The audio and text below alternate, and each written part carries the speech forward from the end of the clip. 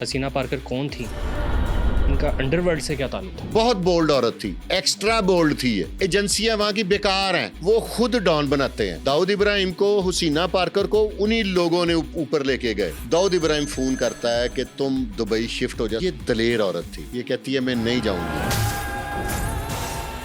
जब दाऊद इब्राहिम ने देख लिया कि उसकी बहन बदमाशी में पूरा पैर रख रही है, उसका खावंद मर गया है, अब वो खुद डॉन बन गई है, तो वो इसको थोड़ा सा सपोर्ट करता है। ये सबसे पहले अपना लिविंग स्टेटस चेंज करती है। वहां का जो मालिक मकान होता है वो दुबई का बहुत बड़ा NRI होता है। वो आता है, वो कहता है जी मैंने या तो इसका किराया बढ़ाएं 30%, मैंने इतने अरसे से नहीं बढ़ाया, या इसको वेकेंट करें, मैं यहाँ पे इसको सेल करने लगा। ये जाती है तो वो इसकी इंसल्ट करता है, ये स्माइल देती है, उसे उठ के आ जाती है। अगले दिन वो NRI अपनी प्रॉपर्टी के डॉक्यूमेंट्स उठा के इसके फ्लैट पे आता है और आके पेंट कोट में जमीन पे बैठ जाता है कि आपा मुझे पता नहीं था आप कौन है। पूरे बॉम्बे में इसके आगे खड़े होने वाला कोई नहीं था। हर चीज फ्री थी इनके लिए। पेट्रोल की टैंकी फ्री थी, मछली फ्री थी, पकौड़े तक फ्री थे, लिबास फ्री था। पूरे बॉम्बे में इनके आगे कुछ सकता कोई नहीं था और सारा नेटवर्क दाऊद का था। क्वीन ऑफ मुंबई अंडरवर्ल्ड जो फूलन देवी थी उसके अगेंस्ट लोग खड़े होते थे, इसके सामने खड़ा कोई नहीं होता था। 80 के करीब क्राइम थे इस पे, एक भी FIR कोई करा नहीं सका। अगर ये मरती ना, आज भी बॉम्बे की क्वीन हसीना पारकर ने होना था। दाऊद इब्राहिम के बिजनेस से इंडिया में उनको संभालती थी। हर किस्म का नाजायज काम उसको ये सुपरवाइज करती थी। इनके करिंदे जब भी पकड़े जाते थे वो पुलिस तशद्दुद से मर जाते थे, इनका नाम नहीं लेते थे। पॉलिटिशियन इसके नाम से थर थर कांपते थे। इंडिया में सबसे बड़े जो डॉन हुए हैं ना, वो हसीना पारकर है और दाऊद इब्राहिम है।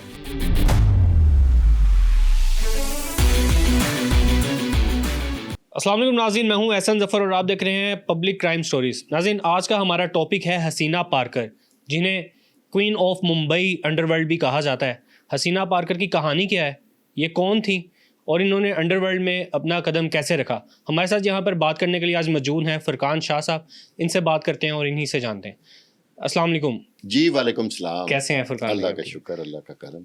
फुरकान साहब, सबसे पहले तो मैं आपसे ये जानना चाहूँगा, हसीना पारकर कौन थी और ये इनका अंडरवर्ल्ड से क्या ताल्लुक था? ये हमें ना, इसको अगर आप इसकी एग्जैक्ट डिटेल जानना चाहते हैं ना, तो फिर हमें भिंडी बाजार जाना पड़ेगा। ठीक है। बम्बई में। ठीक है। जहाँ पे एक इब्राहिम वो थे कास्कर। ठीक है। ठीक है। ठीक। पुलिस मैन थे और उनके 12 बच्चे थे। और एक चाल समझते हैं आप, इंडिया में होती हैं, जैसे हम यहाँ पे कटरियाँ नहीं कहते जी, कि नीचे और रहता, ऊपर और रहता, उससे ऊपर और, उससे ऊपर और। बिल्कुल वो ठीक है। चाल में रहते थे, छोटी सी में। वहां पे इसके हसीना पारकर के 2 भाई थे। ठीक है। दाऊद इब्राहिम ठीक है। और साबर इब्राहिम। ठीक है। ठीक है। ये 2 उस जिंदगी से तंग थे, मतलब गरीबी से तंग, गुर्बत से तंग थे ना, गुर्बत से तंग, चेंज थे। और हसीना पारकर भी उनके साथ एग्री करती थी कि हम सारी जिंदगी ऐसी लाइफ नहीं गुजार सकते। सबसे पहले दाऊद इब्राहिम ने अपने भाई के साथ, साबर के साथ मिलके एक बैंक रॉबरी की। सबसे पहले। ठीक है। और जिसमें से उसने गिफ्ट्स वगैरह हसीना पारकर को दिए। बहन भाइयों में ना 12 बहन भाई, तो इतने एक दूसरे का नाम भी याद नहीं रहता होगा। ये 3 की आपस में बहुत अंडरस्टैंडिंग। ठीक है। मतलब कुछ ऐसे बहन भाई होते हैं जिनके साथ आपकी बड़ी अच्छी अंडरस्टैंडिंग होती है। और ये 3 उन 12 में से अलग ही थे। 9 अलहदा थे, ये 3 अलहदा थे। वो एक अलहदा बैठा। बाद में दाऊद के कई भाइयों ने जेल भी उसकी वजह से काफी टफ लाइफ गुजारी। ठीक है। इसमें ये होता है कि जब ये बैंक डकैती करते हैं तो ये उन पैसों में से अपनी बहन को भी गिफ्ट देते हैं। और जितनी जिंदगी में दाऊद इब्राहिम, इसकी शादी से पहले भी और बाद में भी, जो ऊपर नीचे इसकी कमाई आती थी, इस बहन को जरूर वो ठीक है पे ऑफ करता था। वो जब बैंक डकैती करता था, उसका वालिद पुलिस कांस्टेबल था। ठीक है। अब का नहीं मुझे पता, उस दौर में तो कंफर्म पुलिस वाले निकरें पहनते थे। ये घर आते हैं तो इनका वालिद की थाने में जो वहां का SH होता उस दौर का, और ASP या DSP, वो इंसल्ट करता है। ये दोनों बेटे क्योंकि अपने बाप से मोहब्बत भी करते थे और एहतराम भी करते थे। ठीक है। ये गली में ही उनको बेल्ट उतार के मारना शुरू कर देता है। अच्छा। और घर से जो बाकी कुछ तो उन्होंने खा पी लिए, शराब पी ली और इस तरह की चीजें, जो बाकी के पैसे थे इनको मारता मारता थाने लेके जाता और एक बेटे को कहता है साबर को कि बैग उठाओ। ठीक वो है। बाप के इतने फर्मा बरदार होते हैं कि वो थाने चले जाते हैं। ठीक है। ठीक है, इन शॉर्ट वहां से अंडरस्टैंडिंग या जैसे भी ये बाहर आ जाते हैं। दाऊद इब्राहिम की दोस्ती होती है अपनी बहन से। ठीक है। एक दिन वो इसको बाहर, वो जो बड़ा पाव के क्या इंडिया में बड़ा बड़ा पॉपुलर है, पाव मशहूर है। वो खिलाने के लिए उसे बाजार लेके जाता है। अच्छा। वहां पे एक गैंग होता है जिसको ठीक है। कहते हैं पठान गैंग। ठीक वो है। भी मुस्लिम कम्युनिटी से होते हैं। अच्छा। वो इतने एक डेंजरस और उनके पीछे पॉलिटिकल वो होती है सपोर्ट के पुलिस उनका बिगाड़ कुछ नहीं सकती। अच्छा। ठीक है, ठीक है। ये अपनी बहन के साथ जाता है तो वो इस पे आवाजें कसते हैं अच्छा। पठान गैंग वाले ना। दाऊद इब्राहिम फिजिकली फिट था ठीक और है। फाइटर था, और ये बॉक्सिंग और कराटे का भी था, जो वहां के रहने वाले पुराने, क्योंकि ये 80s की बात बता रहा हूं मैं आपको। ठीक है। ठीक है जी। वो उनको अच्छी फेंटी लगाता है। मौके पे वही एसएचओ दोबारा आता है जिसने इसको पहले उस रॉबरी में पकड़ा होता है। ठीक है। वो इसको पकड़ता है तो इसकी ये जो हसीना पारकर है ना, ये भाई से मोहब्बत के चक्कर में वहां पे कहती है कि मैं छोटी हूं, मैं बच्ची हूं, मैं अकेली घर नहीं जा सकती, मैं भाई के साथ ही जीप में जाऊंगी। अच्छा। पुलिस वाला कहता नहीं, ये इंसिस्ट करती है। वो गाड़ी में इसे बिठा लेता है कि पुलिस की गाड़ी में। पुलिस की गाड़ी में। ठीक है। रास्ते में वो थाने ले जाने की बजाय इसको एक ग्राउंड में ले जाता है। हसीना पारकर ये समझती है कि ये मेरे भाई का कहीं इनकाउंटर ना कर दे। अच्छा। वो पुलिस अफसर इसके साथ डील करता है दाऊद के साथ कि तुम क्या चाहते हो। इसने कहा मैं ऊपर जाना चाहता हूँ। अच्छा। ऊपर मीन के डेवलप होना चाहता हूँ, तरक्की करना चाहता हूँ, फाइनेंशियल स्टेटस चेंज करना चाहता रिच हूँ, होना चाहता हूँ। वो इसे कहता है कि एक डील करो हमारे साथ, पठान गैंग को स्नब कर दो, ठीक है। खुद तुम जितना ऊपर चाहोगे हम तुम्हें सपोर्ट करेंगे। अच्छा। इसकी और इसकी डील हो जाती है, लेकिन इसका जो वालिद है इब्राहिम, वो इस चीज से एग्री नहीं होता, वो इसके अगेंस्ट होता है। लेकिन जब ये घर पैसे आने शुरू हो जाते हैं तो इसकी फैमिली भी सारी एक तरफ हो जाती है, कन्विंस हो जाते हैं। फाइनेंशियल स्टेटस इनके घर में कभी इस तरह की मछली और इस तरह की चीजें नहीं आई थी जो अब रोज आने लग जाती हैं। मतलब रोजमर्रा की आने लग जाती है। लाइफस्टाइल चेंज हो जाता है, ड्रेसिंग चेंज होने लग पड़ती है, सारा कुछ चेंज होने लग पड़ता है। वो इसकी पठान गैंग से खुंदक होती है। जो ऊपर उनका सपोर्टर था, वो उस दौर का मिनिस्टर कह लें या कोई, जो ये बेसिक इनका काम होता है सोने की स्मगलिंग का। इससे पहले ये कोई टेररिज्म या इस तरह का कोई इल्जाम नहीं होता। ये क्या करता है, आहिस्ता आहिस्ता वो लोग कहते हैं कि ये बंबई हासिल करना चाहता है। ये यहां तक इस नहज पे ले आता है पठान गैंग को कि ये खुद all in one and only हो जाता है। ठीक है। ये फिर आहिस्ता आहिस्ता ये और इसका भाई साबर, ये मिलकर इन लोगों का कला कमा ठीक है करना शुरू कर देते हैं। वक्त गुजरता जाता है। ये इसके साथ ही एक बंदा फिरता होता है, इस्माइल। ठीक है। ये उसके साथ अपनी सबसे प्यारी बहन, क्योंकि वो इसका बड़ा रिलायबल होता है, उसका कद होता है तकरीबन 6-6.25 फुट और एक हैंडसम नौजवान होता है, इस्माइल पार्कर, जिसके साथ ये अपनी हमशीरा की शादी करवाता है। ठीक है। हसीना पार्कर की। उनकी शादी करके उसको इस्माइल को अपने से दूर कर देता है। क्या वजह थी, दूर क्यों कर देता है? वो कहता है कि तुम जुर्म की जिंदगी में ना जाओ, तुम मेरी बहन के खामंद हो। लेकिन 2 से 3 लोगों को वो उसकी हेल्प के लिए वहां पे छोड़ देता है। हेल्प के लिए कि सिक्योरिटी के लिए? सिक्योरिटी ये हेल्प है, उन्होंने कुछ नहीं करना। वो इसका छोटा सा होटल होता है जिसमें इसका इस्माइल का वालिद भी एक साथ काम करता है। अच्छा। ठीक है, मतलब इस्माइल कोई इतने रिच फैमिली से नहीं था, नॉर्मल था, मीडियोकर था वो। उसने भी जुर्म की जिंदगी में पैर रखा था। अच्छा। तो वो अपनी बहन की, कुछ लोगों ने एक मुबैना इतला के मुताबिक कि हसीना पार्कर भी उसको मोहब्बत भरी नजरों से देखती थी, तो दाऊद इब्राहिम का ज़ेन बना के मैं अपनी बहन की से शादी करवा दूं। अच्छा। इनकी शादी करवा के वो 2-3-4 लोग सिक्योरिटी के पॉइंट ऑफ व्यू से इनके पास छोड़ देता कि मेरा बेनोइया इसका कोई नुकसान ना कर दे। ठीक है। तो उसको अपने से दूर कर देता है जुर्म की दुनिया से। ठीक है। उसे कहता है कि तुमने यहाँ पे करना है, और फाइनेंशियल सपोर्ट अपनी बहन को करता रहता है। ठीक है। उसके बाद कुछ ऐसे वाकयात हो जाते हैं कि 1981 में एक पेट्रोल पंप पे साबर पेट्रोल भरवा रहा होता है, टैंक फुल कराता है, और इसकी इतनी दहशत थी कि कोई भी शख्स इससे पेट्रोल के या इन चीजों के पैसे अब नहीं लेते थे। अच्छा, मतलब इतनी दहशत बॉम्बे बन गई। में इनकी, बॉम्बे बहुत बड़ा शहर है, ठीक है। वहां पे इनकी इतनी ग्रिप हो गई। पठान गैंग वाले वहां पे बाई चांस या अचानक वहां पे पहुंच जाते हैं। ठीक है। वो साबर को वहीं पे मौत के घाट उतार देते। साबर पिस्टल निकालता है, लेकिन उसे पिस्टल निकालने का मौका नहीं मिलता। ठीक है। ठीक है, उसका कत्ल हो जाता है। वहां से फिर ये भी हॉस्पिटल जाती है अपने शोहर के साथ, दाऊद भी आता है, उसका बाप अपने बेटे की मैयत पे दाऊद इब्राहिम को घूरना शुरू कर देता है। अच्छा।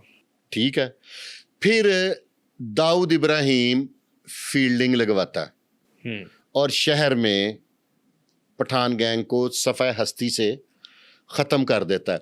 उसके बाद शहर का सिनेरियो चेंज हो जाता है। सिनेरियो मीन्स अफसरान चेंज हो जाते हैं। वहाँ पे साबर कत्ल हो जाता है, ये उसको पठान गैंग का खात्मा कर देता है। ठीक है। उसके बाद आहिस्ता आहिस्ता सिनेरियो ऐसा हो जाता है कि बम्बे की ज़मीन दाऊद इब्राहिम के लिए तंग हो जाती है। ठीक है।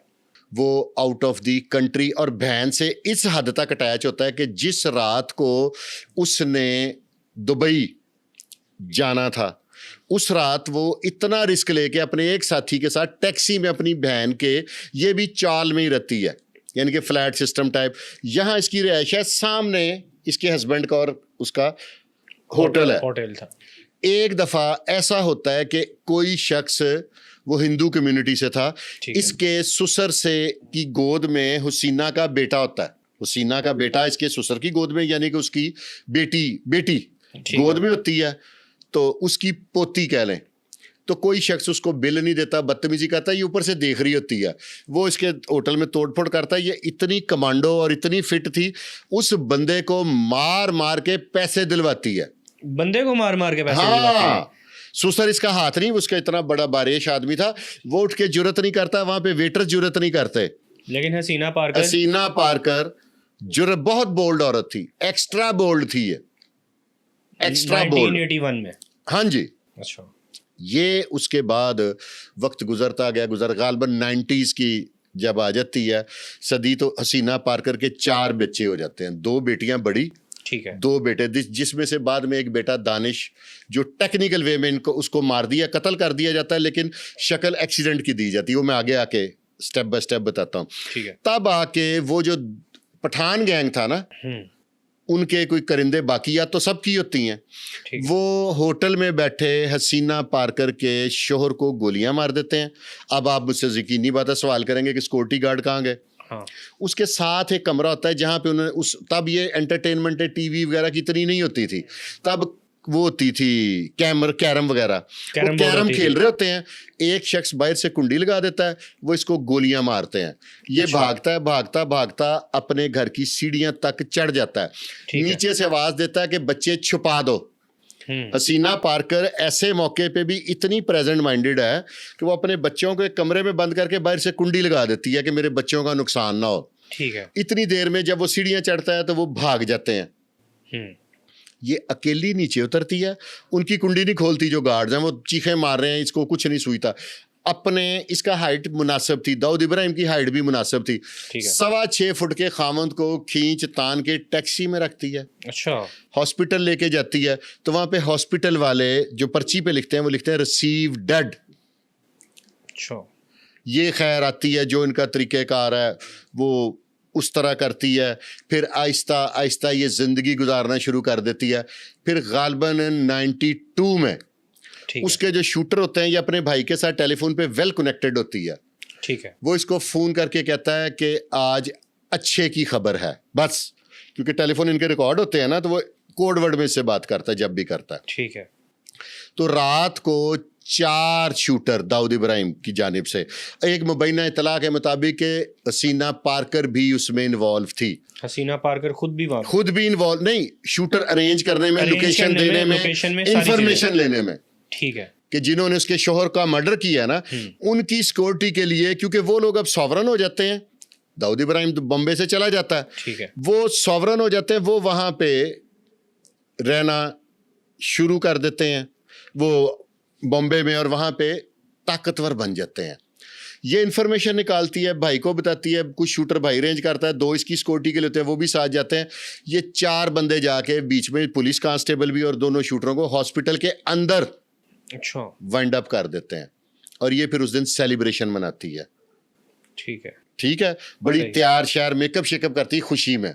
अच्छा, उसके बाद कोई इंडिया की पॉलिसी है कि वो लोग अपने मुल्क में खुद ही टेररिज्म करवा के ना, तो कभी हम पे कभी किसी, ज्यादातर तो पाकिस्तान पे इल्जाम लगा देते हैं, इल्जाम तराशी करते वहां पे कोई, ये इसे इंडियन लैंग्वेज में कांट कहते हैं, कांट हो जाता है, कोई ट्रेन में बम फट जाते हैं, कुछ इधर कुछ वाकया, वो इनको दाऊद इब्राहिम से मंसूब कर देते हैं। यहाँ पे मैं थोड़ा सा टॉपिक से हटूंगा हैं। कि इंडिया की एजेंसी, इसका मतलब है इतनी कमजोर है कि इतना बड़ा एक टेररिज्म वहां पे हो जाता है तो वो एक बंदे को दुबई से नहीं ला सकते।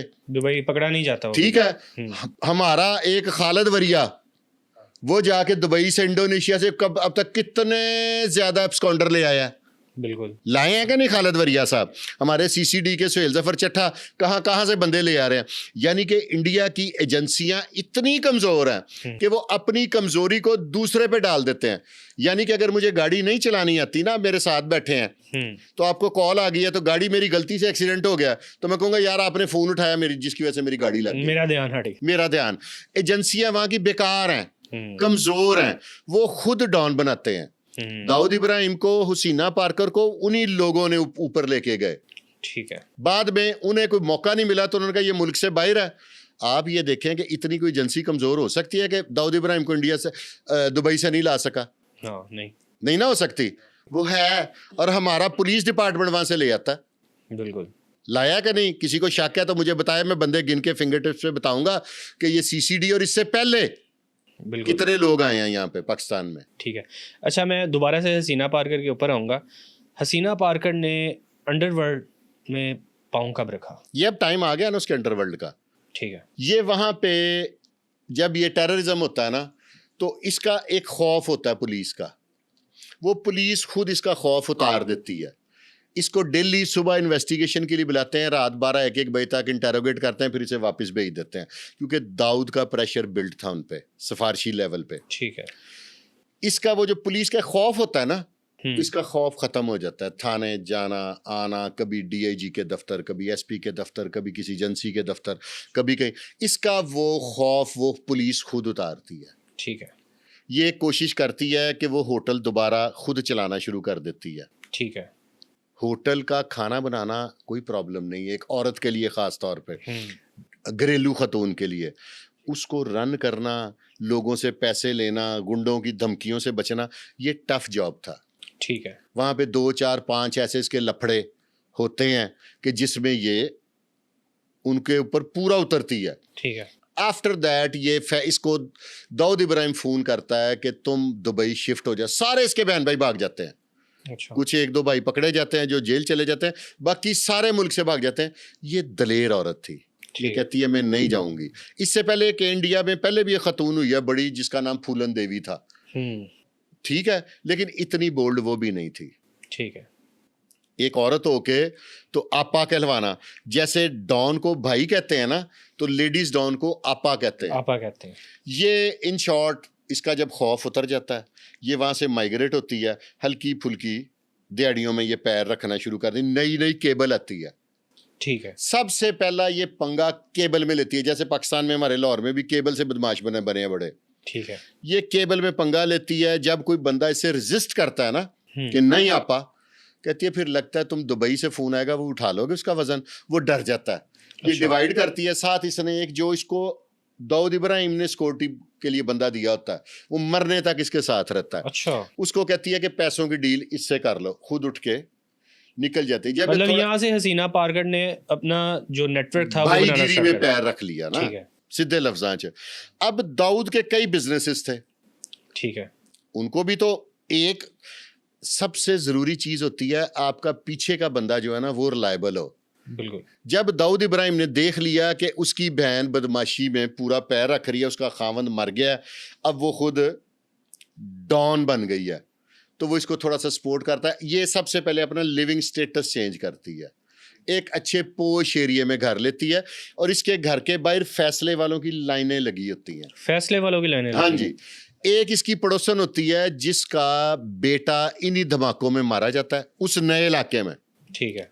वहां का जो मालिक मकान होता है वो दुबई का बहुत बड़ा NRI होता है NRI होता है। और बहुत फाइनेंशियल स्ट्रांग होता है। वो उसको कहता है कि वो अब मियाँ बीवी होते हैं, एक उनका बेटा वो मर गया, उसकी पेंशन आती है, उसमें से वो किराया देते हैं और अपनी ज़िंदगी सरवाइव कर रहे होते हैं।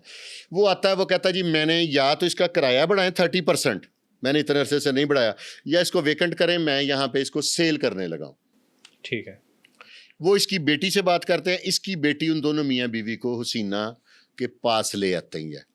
ये अपने उस गार्ड के साथ उस बंदे के पास जाती है। पहले तो इसे 2-3 दिन टाइम ही नहीं देता। अच्छा। ये उसके पास जाती है, उससे रिक्वेस्ट करती है कि यार इनको रहने दो, ये किराया तब 5,000 था, ठीक है। तो वो 5,000 से 8,000 करना चाह रहा था, तो उनके नहीं अफोर्डेबल था। तो वो औरत वहां से जाना नहीं चाहती थी। वो कहती थी कि मेरी और मेरे खावंद की बुजुर्ग हैं, तो थोड़ी सी जिंदगी रह गई है, हम लोग यहाँ पे यहीं मरना चाहते हैं, हमें कोई दुख तकलीफ हो तो अहले इलाका हमारी हेल्प करते हैं, कोई खाना भेज देता है, कोई कुछ करता है। ये जाती है तो वो इसकी इंसल्ट करता है। अच्छा। वो उसको जानता नहीं होता। ये स्माइल देती है, उसे उठ के आ जाती है। वो अपने भाई को बताती है ठीक है। कि इस तरह का कोई NRI है, दुबई से है, तो वो यहाँ पे। अगले दिन वो NRI अपनी प्रॉपर्टी के डॉक्यूमेंट्स उठा के इसके फ्लैट पे आता है और आके पेंट कोट में जमीन पे बैठ जाता है अच्छा। कि आपा मुझे पता नहीं था आप कौन है। पहले इसको बड़ी उल्टी सीधे अल्फाज का चुनाव करता है कि तुम घटिया, तुम्हें क्या पता दुबई क्या होगा, इस तरह के अल्फाज, और ये स्माइल दे के आ जाती है। ठीक है। वो 5,000 से 8,000 किराया कर रहा था, इसके एक दफा कहने से वो किराया 2,000 कर देता है। मतलब 5,000 से भी कम कर देते। 50% से भी कम। और वो हसीना पार्कर जब तक जिंदा रही तब तक उस NRI का किसी को पता नहीं रहा कि वो कहाँ गया। ठीक है। वो यानी कि 2,000 से भी जान छूट गई। मतलब वो गायब हो गया। और वो जो मियाँ बीवी थे वो भी 2,000 इसको ही देते रहे। हसीना ने किराया लेना शुरू कर दिया ना। ठीक है। फिर इसने इस तरह के और वाकयात, फिर इसने मियाँ बीवी के झगड़े, फिर लेन देन के। एक प्रॉपर्टी डीलर था, ये प्रॉपर्टी के बिजनेस में बकायदा इन हो गई। इसे समझ आ गई कि केबल शेबल छोटे काम है, लेकिन उनमें भी रही है।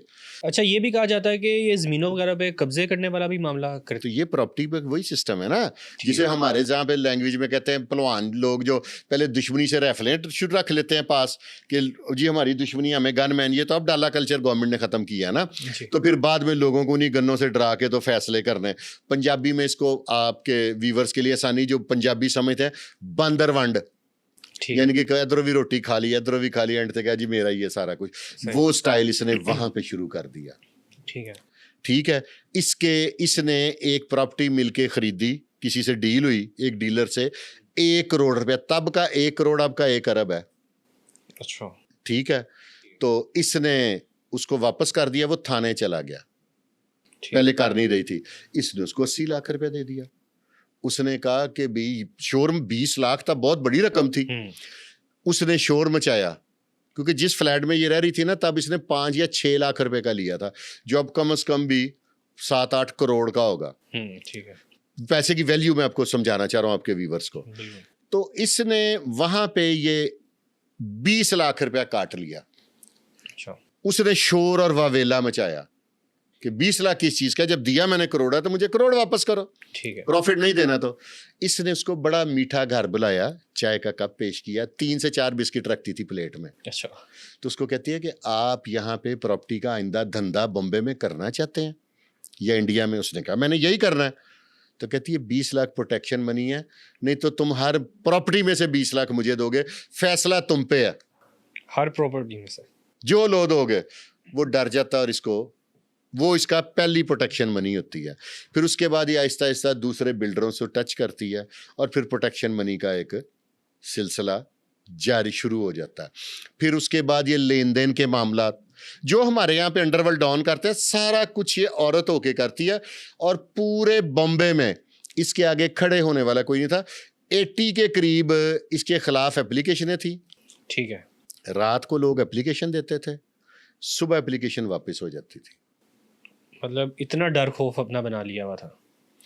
इतना डर खौफ तो इनका तब था कि जब दाऊद इब्राहिम नया नया उठा था ना, तब हर चीज़ फ्री थी इनके लिए।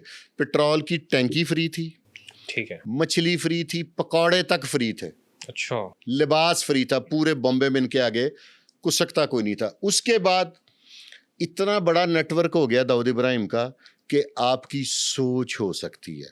ठीक है। और सारा नेटवर्क दाऊद का था, लेकिन फेस जो फ्रंट पे फेस था वो हसीना वह पारकर। हसीना पारकर का था। ठीक है। किसी ने पूरे बॉम्बे में, पूरी इंडिया की एजेंसियों ने, पूरी इंडिया की पुलिस ने, जिसे कहते हैं पार नहीं जे चुकिया। अच्छा। फिर एक पुलिस का अफसर था जो इससे, वो पठान गैंग के साथ अटैच था, ठीक है। वो इससे दुश्मनी रखता था इंटरनल। अच्छा, उसकी क्या वजह थी? देखे ना, यहाँ पे जैसे हमारे लाहौर में गैंग है, कुछ पुलिस वाले एक ग्रुप के साथ होते हैं, ठीक। कुछ एक के साथ होते हैं। जो इस ग्रुप के साथ है वो इस ग्रुप के अगेंस्ट हैं, जो इस ग्रुप के साथ है वो इस ग्रुप के साथ अगेंस्ट हैं। ठीक वो है। पठान गैंग का हमायती याफ्ता था, ठीक है। उनसे अफ्ता लेता होगा। उसको 8 साल हो जाते हैं उसी थाने में तैनात रखते हैं। अच्छा। एक दिन वो एक लड़के को प्लांट करता है। ठीक है। इसका बेटा होता है दानिश, जहां से इस औरत पे जवाल आता है और फिर इसको हार्ट अटैक होता है और ये टूट जाती है। He was near about 15 to 16, 17 years old. अच्छा। वो जहां पे सिटिंग उसकी प्लेस है ना, ठीक है। वो वहां पे जाता है। और दानिश जहां पे भी किसी फड्डे में, किसी लोचे में रफड़ डालता है ना, तो वहां पे कहता है मैं भाई का भांजा हूं। भाई का भांजो। दाऊद इब्राहिम। वो अपनी माँ से ज्यादा अपने मामू का नाम यूज करता है। तो जब लोगों को पता चलता है कि आपा का बेटा है, दाऊद इब्राहिम का भाई है, तो उसकी तरफ मैली आंख से भी कोई नहीं देखता। पुलिस के 2-4 अफसर जो अब इससे, क्योंकि इसमें सबसे बड़ी प्रॉब्लम थी, ये पुलिस को हिस्सा नहीं देती थी। ठीक है। दाऊद इब्राहिम पुलिस को फाइनेंशियल सपोर्ट करता था और एक मुबैना इतला के मुताबिक आज भी करता है। ठीक है। उसके जो उधर बंदे हैं ना, उनको प्रोटेक्ट करने के लिए आज भी वो फाइनेंशियल सपोर्ट पुलिस को करता है। अच्छा। लेकिन ये नहीं करती थी। तो पुलिस वाले, आपको पता, फिर इस चीज को तो बर्दाश्त नहीं, ये तो बात ही काबिले बर्दाश्त नहीं है। ठीक है। वो फिर एक बंदा प्लांट करते हैं। ठीक है। वो इसके बेटे के ग्रुप में इन करते हैं कि वो उसकी एक्टिविटीज और उसको खुद इस तरह की तरफ माइल करे। अच्छा। क्योंकि बेटा इसका इतना इमोशनल होता है, सेम दाऊद इब्राहिम। ठीक है। हसीना पारकर के बेटे की बात कर रहा हूँ। हाथ छुट, बात बात पे फायर, ये वो, लेकिन उसके अगेंस्ट एप्लीकेशन ही कोई नहीं आती। ठीक है। वो डेली इंफॉर्मेशन देता है जाके थाने। इस जो पुलिस बंदा लड़का प्लांट करती है, वो पुलिस उन मुद्दइयों से रब्ता करती, कहते हैं हमारे साथ हुआ ही कुछ नहीं। अच्छा। एक दिन कुछ ऐसा वाकया हो जाता है कि दानिश पारकर उसको तशद्दुद का निशाना उसी लड़के को बना देता है। अच्छा। उसकी इतनी इंजरीज आती हैं कि जिनका मेडिकल हो सके। ठीक है। पुलिस वाले उसको वो थाने भागा जाता है, देखो जी मुझे मारा। उनको एक कंप्लेनेंट मिल जाता है, क्योंकि वो तो पुलिस ने प्लांट किया होता है। ठीक है। वो उसकी FIR काटते हैं सख्त से सख्त दफात के तहत। ठीक है। हसीना पारकर अपने बेटे को आगे पीछे करते हुए फुल कॉन्फिडेंट। और इसके लॉयर जौन से हैं वो परमानेंट थे, वही लॉयर थे जो दाऊद इब्राहिम ने एंगेज किए हुए थे। अच्छा, मतलब पुराने लॉयर्स ही थे। पुराने लॉयर्स। वो लॉयर को घर बुलाती है, उसे कहती है कि मेरा बेटा है। पहले अपने बेटे पे सख्ती बड़ी करती है, ठीक है। बेल्टों से मारती है, थप्पड़ मारती है। फिर उसे कहती है कि मारती मैं तुम्हें, दर्द मुझे होता है, लेकिन मेरे अंदर का जो खौफ है ना, वो ये है कि तुम्हारा नुकसान ना हो जाए। ये सारी जिंदगी इसी वजह से डरती है और कई बड़े बड़े कामों को इस वजह से हाथ नहीं डालती। मतलब ये कह सकते हैं कि बेटा जो बच्चे हैं वो उसकी कमजोरी उसकी वो बेटा दानिश, ये बेटा इसका खौफ था। इसकी वजह से इसने बहुत बहुत बड़ी दिहाड़ियां नहीं लगाई कि इसको खौफ था कि मेरे बेटे को कोई ना मार दे।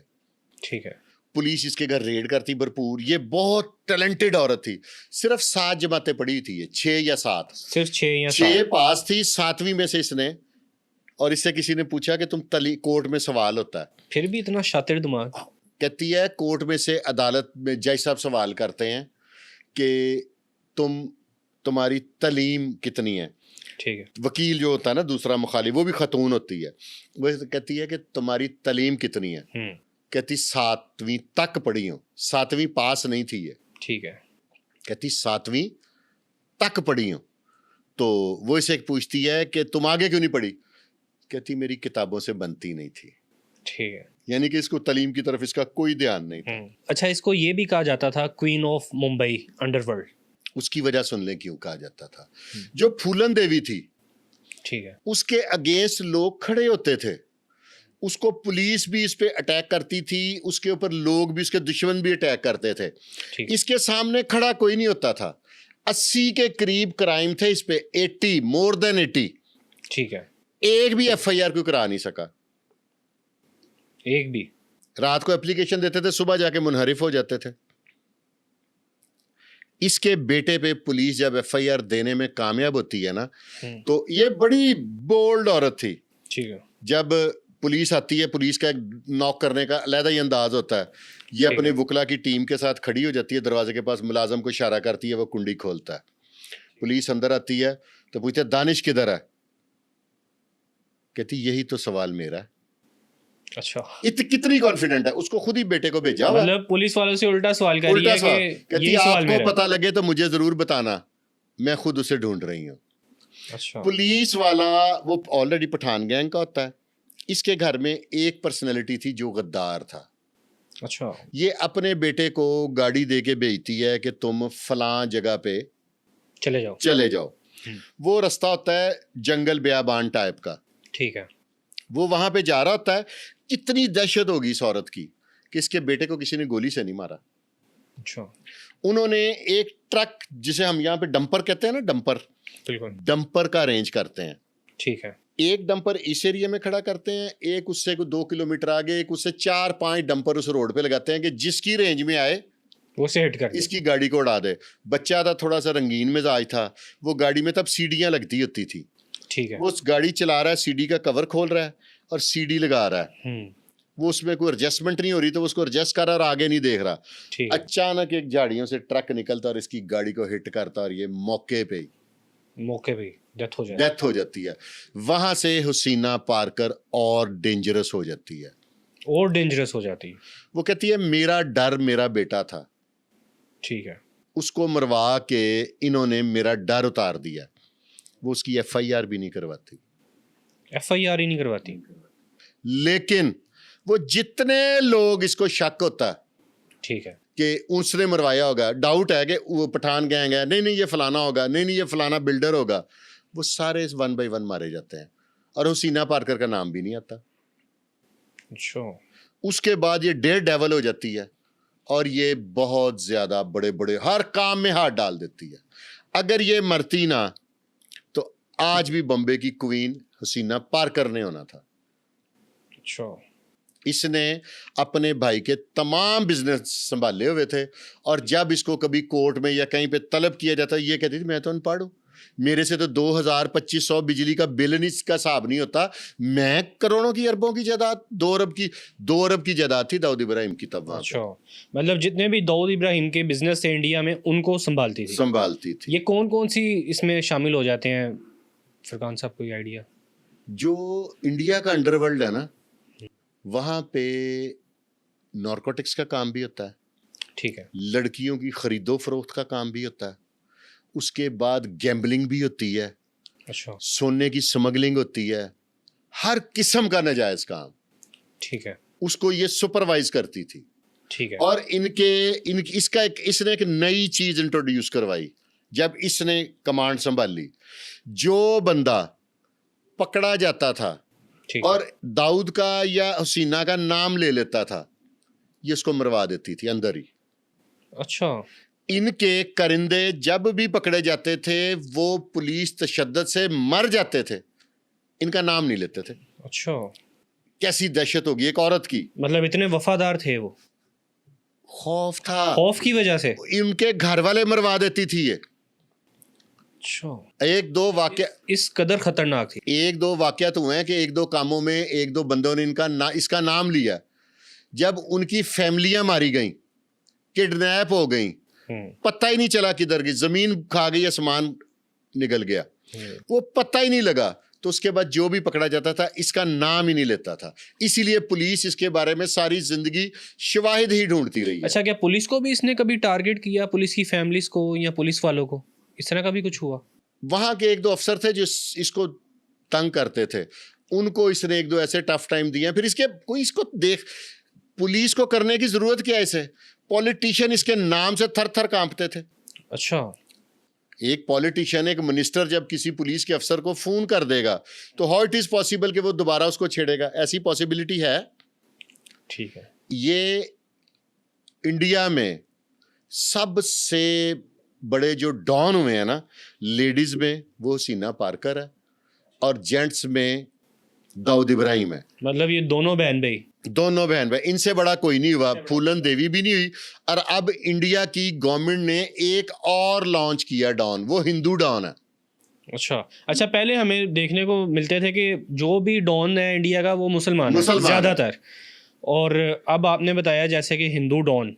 ये लॉन्च किया इंडिया की एजेंसियों ने और पुलिस ने। अच्छा, आप देखो उसको फैसिलिटेट कैसा है। मैं उसका नाम लूंगा, मैं कोई डरता हूं उससे, लॉरेंस बिश्नोई। अच्छा, उसमें और दाऊद इब्राहिम में एक चीज सिमिलर है। पूछे क्या चीज? वो भी पुलिस वाले का बेटा है, दाऊद इब्राहिम भी पुलिस वाले का बेटा है। वो भी पुलिस वाले का बेटा है। अच्छा, ठीक है, इन्होंने उसको लॉन्च किया है। अब आप मुझे बताएं कि एक बंदा क्रिमिनल है, ठीक है, सिद्धू मूसेवाले का मर्डर भी वो ऑन करता है और कई ऑन करता है, वो लाइव आपकी पॉडकास्ट में आपको इंटरव्यू दे रहा है जेल से, ये बगैर रियासत की मर्जी के कोई कर सकता है? Is it possible? अब इंडिया वालों ने इस चीज को एक नदामत समझा, ठीक है, इंसल्ट समझी अपने लिए कि हमारे मुल्क में सारे मुसलमान ही डाउन होते हैं। उन्होंने फिर एक हिंदू डाउन लॉन्च किया और वो है मोम की गुड़िया। अच्छा, ठीक है, उसको बाहर इसलिए नहीं निकालते कि कहीं उसको कोई मार ना दे, उसको जेल में हर, अगर वो इंडिया के चैनल को लाइव इंटरव्यू दे सकता है तो आप खुद इमेजिन करें कि उसके पास क्या क्या फैसिलिटेशन होगी। बिल्कुल ऐसे। लेकिन डरते क्यों हैं कि कोई मुसलमान डॉन इसे मार ना दे, इसलिए उसे जेल में रखा है जस्ट फॉर प्रोटेक्शन। वो एक उन्होंने अब हिंदू डॉन, अब आके 76 साल इंडिया को हो गए, 76 साल हमें हो गए आजाद हुए, 76 साल बाद एक इंडिया ने, जैसे वो अपना भगवान नहीं बनाते मिट्टी का, उस टाइप का एक डॉन बना दिया।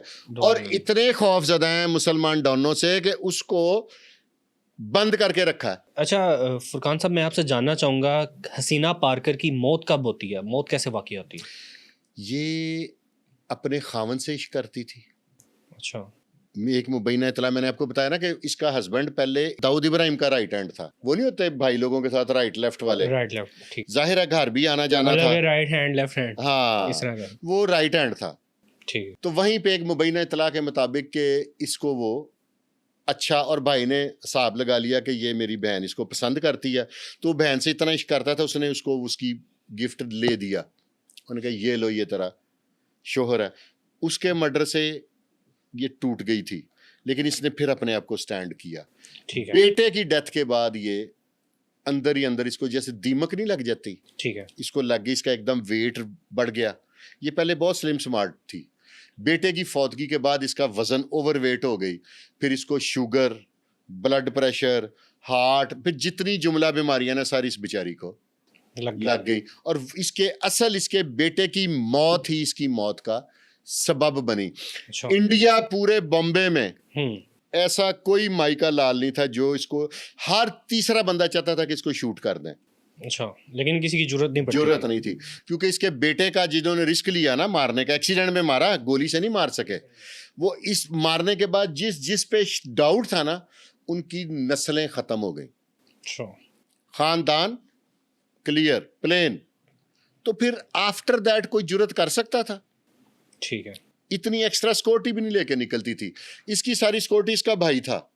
लोगों को पता था कि अगर उसको शक पड़ गया कि मेरी बहन का नुकसान करने में उसका मशवरा भी शामिल है, तो वो किसी एक को नहीं ये लोग मारते थे। अच्छा, जो असल होता था, जिससे दुश्मनी थी, वो भाग जाता था, उसका पूरा खानदान खत्म कर देते थे। वो फिर ना जिंदा में रहता था ना मुर्दा में रहता था। इसलिए इसको कोई मार नहीं सका। ठीक है। ना पुलिस वाले इनकाउंटर कर सके दाऊद इब्राहिम के किसी भाई का, ना कुछ उसकी वजह दाऊद इब्राहिम है। अब मेरी अंदाजे के मुताबिक वो 70+ उसकी एज होगी अच्छा। और आज तक इंडिया की एजेंसियां नहीं ला सकी। अगर हमें कहें, हमारी सीसीडी को कहें तो हम मंगवा दें। ऐसी है, सही। अच्छा, ये क्या इस कहा जाता है कि हसीना पारकर की जो मौत थी वो हार्ट अटैक से हुई थी, ये दुरुस्त है? जब सबसे ज्यादा जब आपको तकलीफ होती है तो आपके दिल में दर्द उठता है ना किसी ठीक है। अपने की, तो वो दिल पे वो बोझ लेके जिंदा थी अपने बेटे का, तन्हाई में रात को, क्योंकि दलेर औरत थी, पब्लिकली कम रोती थी, अच्छा। तन्हाई में रोती होती थी अपने बेटे को, और रोजाना की बुनियाद पे। ओके, ठीक है। इस वजह से वही इसकी मौत का सबब बना। लेकिन इन दो बहन भाइयों से ज्यादा ताकतवर आज तक इंडिया में कोई नहीं है। सही। अब आके उन्होंने एक प्लांट किया, ठीक है। ठीक है, तो वो भी, इसमें भी मुमासलत है कि वो भी पुलिस वाले का बेटा है, ताकि लोग उसको डॉन समझें। ठीक है। वो तो बाहर निकलेगा तो पता लगेगा ना डॉन है कि डॉन ब्रेड है। बहुत शुक्रिया फरकान साहब आपके वक्त का। नाज़रीन, आज हमने बात की हसीना पारकर की कहानी के ऊपर। हसीना पारकर कौन थी और उन्होंने अंडरवर्ल्ड में अपना कदम कैसे रखा। उम्मीद है ये पॉडकास्ट आपको पसंद आया होगा। इसके साथ ही अपने मेज़बान को दीजिए इजाज़त। अल्लाह हाफिज़।